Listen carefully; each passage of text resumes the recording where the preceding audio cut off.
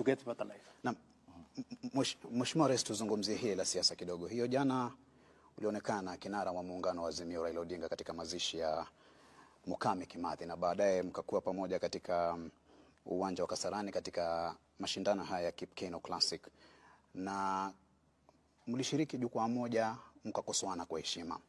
Lakini wanasiasa wa pande zote mbili, serikali Kenya Kwanza na upande wa muungano wa Azimio, wanapokuwa katika majukwaa na wafuasi wao wanadhihirisha cheche, na baadhi ya wafuasi wanachukulia hili kama swala la uadui. Utawaambia nini? Na zaidi pia ulisema kwamba unajua hatma ya maandamano ya Raila Odinga. Je, umeanza kuishughulikia hiyo hatma?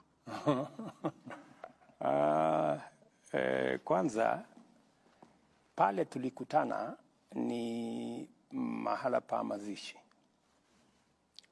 na ni kawaida kama viongozi, kwa sababu lile jambo ni jambo ambalo linatufaa sote tushughulikie, na ilikuwa ni nafasi nzuri ya pia kuzungumzia mambo yaliyoko katika taifa letu la Kenya.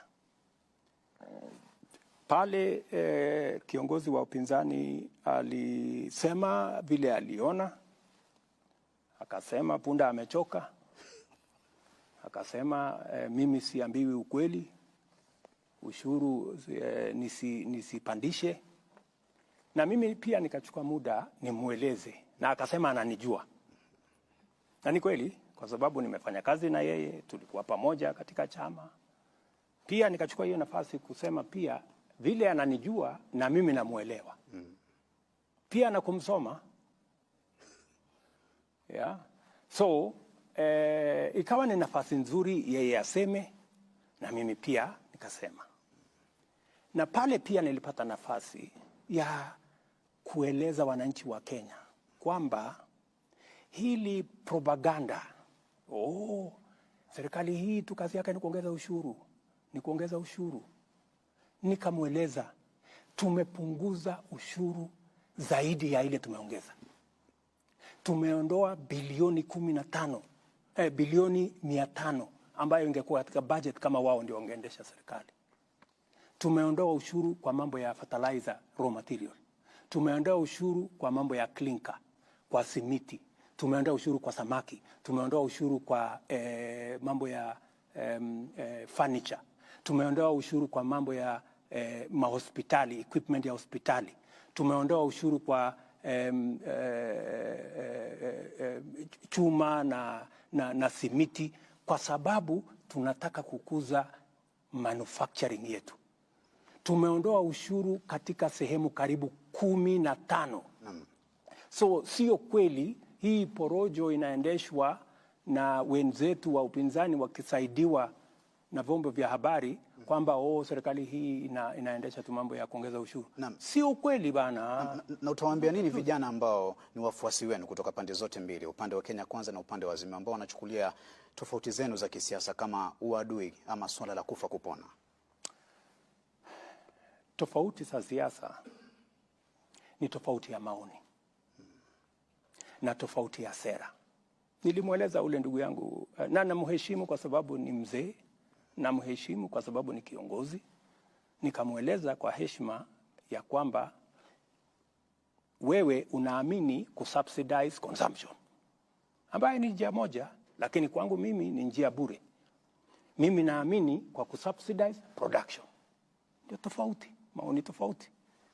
Lakini baada ya ile mkutano, si tulikuwa pamoja Kasarani, tukaendesha, tukaona riadha ikiendelea, na naibu wa rais hakuwa pale Kasarani. Leo tukakuwa pale.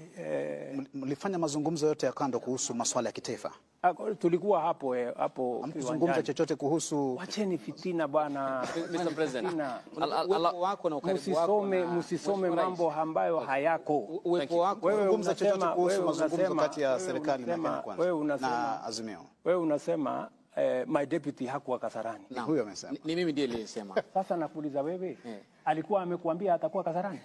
Ndio ukasema mbona aliniambia atakuja Kasarani? Picha iliyotambwa mtandaoni na inazungumziwa na Wakenya kwamba ukaribu wako naibu wangu wa rais alikuwa na shughuli nyingi na Raila Odinga. Sasa ulikuwa unataka aje Kasarani afanye nini? Na alikuwa na shughuli nyingi. Okay, Mr. President, je, kuna tokota mkono wa heri wa handshake kati yako na Raila Odinga? Waona jana na hata leo. Allow me, Mr. President, to get to the substance element of that conversation in Nyandarua County yesterday. And you premised your government on growing the revenue streams and scaling down on borrowing. That's what you campaigned on? Absolutely. Okay. And I am spot on. Okay. Allow me to quote this Treasury data, which shows between October and April, that is last year until April the previous month. Treasury data shows that the new administration, the Kenya Kwanza administration, tapped into loans worth 425 billion Kenya shillings, which is more than 434.6 billion that the Jubilee government borrowed in the same period when it came to power in 2013. You are therefore above by what Uhuru borrowed at the same period by 17.4 billion Kenya shillings.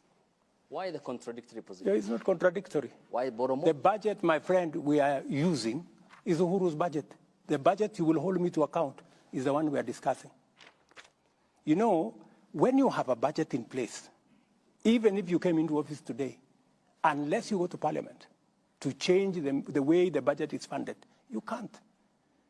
They had budgeted to borrow in that budget. They had budgeted to borrow 1.1 trillion.